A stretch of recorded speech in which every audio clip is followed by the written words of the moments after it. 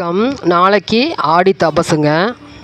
ஹரியும் அரணும் ஒன்று என்பதை உலகுக்கு உணர்த்தும் விதமாக இறைவன் சங்கர நாராயணராக தோன்றிய அற்புதமான திருத்தலம் சங்கரன் கோவில் சங்கர நாராயணர் ஆலயங்க. இந்த கோவிலில் ஆடி மாத பௌர்ணமி அன்று உத்திராட நட்சத்திரத்தில் ஆடி தபசு விழா வெகு விமர்சையாக நடக்குங்க. கோவிலில் இறைவன் சங்கரலிங்க சுவாமி என்றும் இறைவி கோமதி அம்பாள் என்றும் அழைக்கப்படுறாங்க. முன்னொரு காலத்தில் கோமதி அம்பாள் சன்னதி முன்னாடி நாகச்சுனை ஒன்று இருந்ததுங்க. அங்கே சங்கன் பதுமன் அப்படிங்கிற 2 நாக அரசர்கள் இருந்தாங்க. அவர்களுக்குள் சிவன் பெரியவரா விஷ்ணு பெரியவரா அப்படின்னு சண்டையில அவர்கள் கோமதி அம்மன்கிட்ட சென்று முறையிட ஹரியும் அரணும் ஒருங்கே இணைந்து ஓர் உருவில் சங்கர நாராயணராக இத்தலம் இருக்கும் இடத்தில் அம்பாளுக்கு காட்சி கொடுத்த தினம்தாங்க ஆடி தபசு நாள்.